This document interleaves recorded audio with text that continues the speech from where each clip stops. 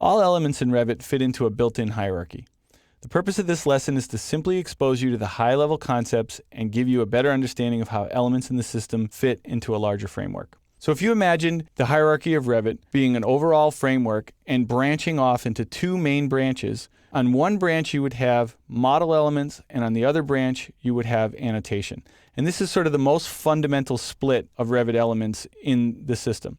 Model elements represent anything that's real. So if you can imagine that you can actually put your hand on it and touch it when the building is built, anything like these walls or these windows or these doors or the stairs or the railings, those are model elements. They represent real things that we can actually physically touch. On the other side of the spectrum, we have annotative elements, things like these wall tags, these door tags, these room tags, these dimensions.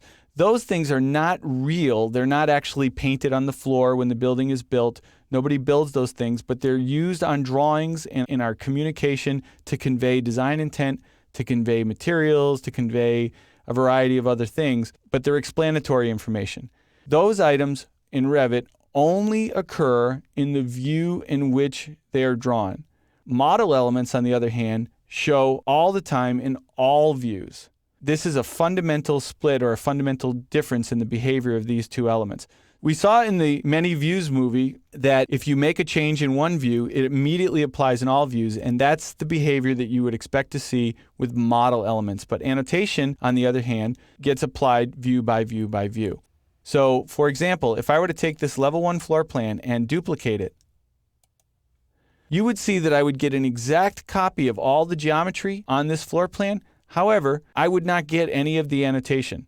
I wouldn't get any of those tags or any of those dimensions. Now, that's not to say that if I needed that information on this view that I have to start all over again. We certainly could go in and select something that we wanted to share between the views and copy it and paste it to the other view if that was appropriate. That's certainly within our realm of possibility. All I want you to understand here is the default behavior in Revit is that annotation is always view specific, and the model, on the other hand, shows in all views simultaneously. And we saw plenty of examples of that in the previous movie. The next concept that I'd like to share with you is the overall hierarchy of the elements themselves. It branches down into a 4-stepped hierarchy. At the top level of the hierarchy, we have categories. Now, categories is a fixed list of items that are defined by the Revit software that they group overall objects into. Things like walls and doors and floors and text and dimensions. These are all broad categories that Revit manages and maintains. Beneath that, we have family. Now, we can have sometimes one family, sometimes many families. A family is an element that has a predefined behavior, structure, or what have you that it shares in common, but that might differ from another similar family. So, for example, a single flush door is a family, but that single flush door might come in a variety of sizes. Those sizes would be the next tier down in the hierarchy called types. Any variations of a family would be saved and defined as types. And then finally, the individual instances that we can click on in the model, those are our instances. So now you can see this information as feedback on screen when you pause your mouse over an object. You'll also see that same message appear down on the status line at the bottom left-hand corner of your screen. So you can see here, the item I have highlighted is a wall, and it says walls is the category, and then there's a colon separator.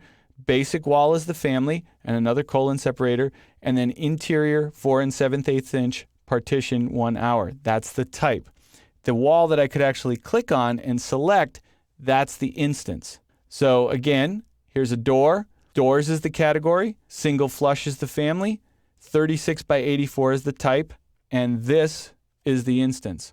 So get in the habit of looking for those messages when you pause over things on screen, because that feedback can really be helpful to help you know that you're selecting the right element, or to give you some feedback as to what family an item belongs to or what type it belongs to, and so on. So as we've seen, Revit has a pretty well-defined hierarchy of elements, and it's definitely a good idea for you to get comfortable with the overall concepts and the overall organization of that hierarchy, and be on the lookout for the little tips on screen so that you know what element or family or category something belongs to.